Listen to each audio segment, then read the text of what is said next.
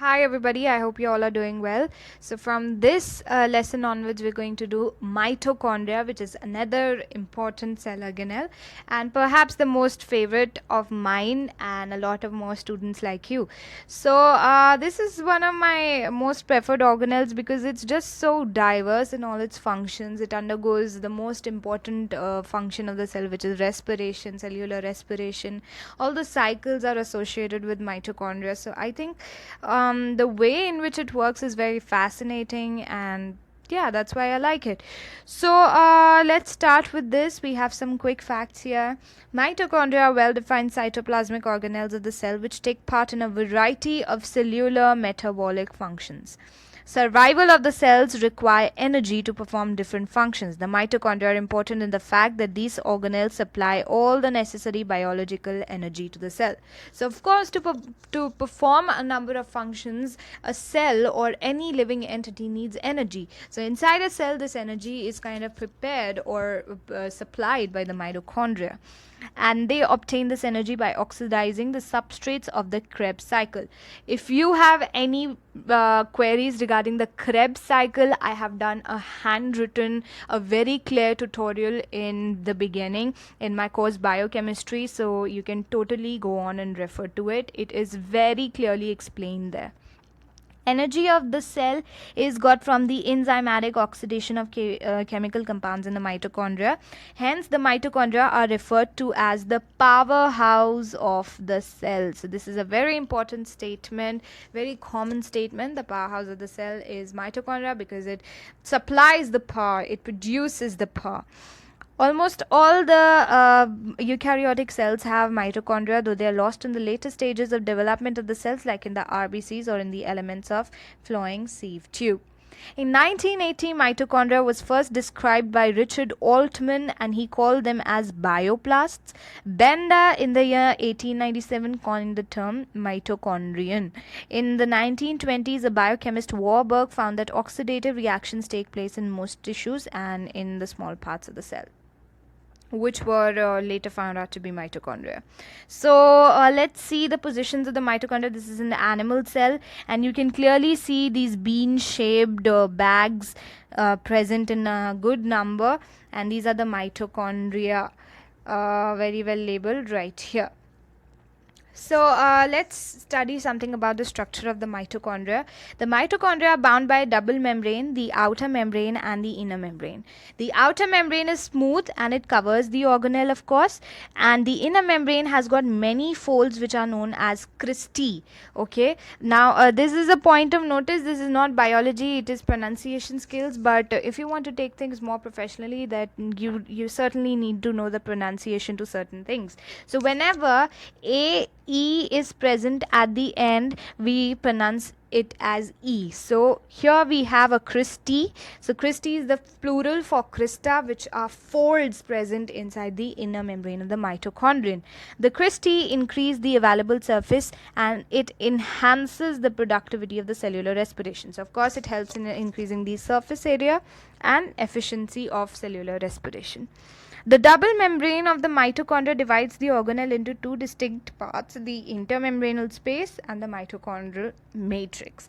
Intermembrane space is the narrow space between the outer and the inner membrane, obviously, and the mitochondrial matrix is contained enclosed by the inner membranal space. So these folds, these cristae, they form a space inside which the mitochondrial matrix is enclosed. Okay, so the fluid inside the mitochondria is called the matrix. Most of the chemical reactions of the cellular respiration processes happen in the inner membrane of the mitochondria due to high concentration of the enzymes. So because a number of enzymes are present here, the cellular respiration processes, they take place inside the matrix. Mitochondria are independent organelles. They have their own DNA and ribosomes. They can replicate and multiply on their own and make their own proteins. They have circular DNA similar to bacteria and replicate by fission.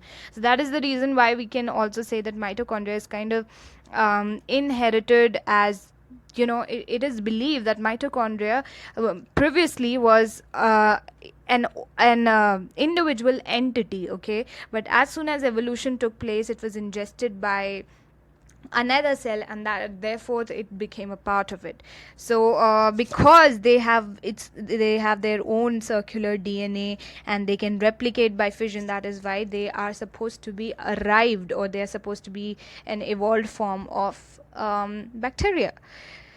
Okay, so I would like you all to pay very attention to these parts, because of course, just like the previous lessons, we are going to do them in detail. So here we have the outer membrane, which is brown in color, the inner membrane, which throws itself into folds called the cristae. You can see the cristae here, all of them. The ribosomes are present right in the matrix, and then there are certain granules as well. The matrix is well visible, blue in color. We also have the intermembranal space, which is between the outer membrane and the inner membrane, so this brown color. And we also have some ATP synthase particles, these are enzymes of course. And then we also have the DNA, which is circular. So let's talk about the outer membrane.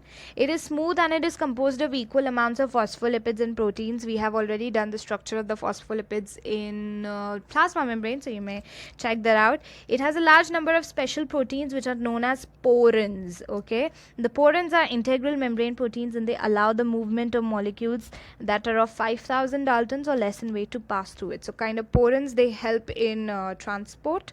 The outer membrane is freely permeable to nutrient molecules, ions, energy molecules like adenosine triphosphate and diphosphate molecules. Talking about the inner membrane of mitochondria is more complex in structure, because of course it throws itself in folds. It is folded into a number of folds many times and is known as the cristae. This folding helps to increase the surface area inside the organelle. Cristae and the proteins of the inner membrane aids in the production of ATP molecules. Various chemical reaction takes place in the inner membrane of the mitochondria. Unlike the outer membrane, the inner membrane is strictly permeable. It is permeable only to oxygen, ATP, and it also helps in regulating the transfer of metabolites across the membrane.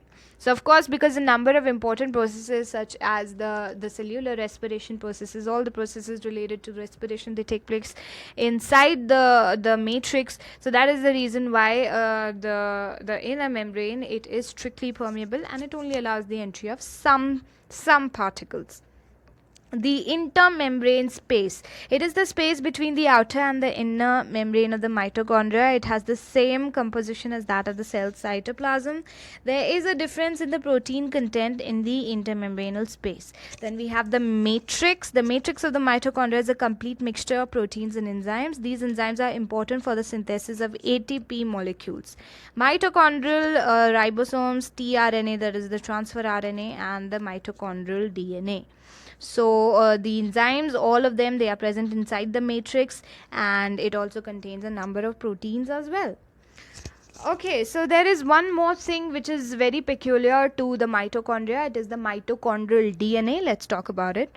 The mitochondrial DNA, also referred to as the mtDNA or mDNA, is the DNA in the mitochondria. Rest of the DNA present in the eukaryotic cells is in the nucleus, as we done in the previous lesson. In plants' DNA, it is also found in the chloroplast. The mitochondria have a small amount of DNA of their own. The human mitochondrial DNA spans for about 16,500 DNA base pairs. It represents a small fraction of the total DNA on the cells. The mitochondrial DNA contains 37 genes. All these genes are essential for normal function of the mitochondria. So you've got to learn these factual details. They may be asked in the multiple choice questions in the examination. These DNA help the mitochondria divide independently from the cell. The mitochondrial DNA is maternally inherited. The fact that mitochondrial DNA is maternally inherited enables to trace the maternal lineage for back in time. So why do we say that the mitochondria, it is maternally inherited?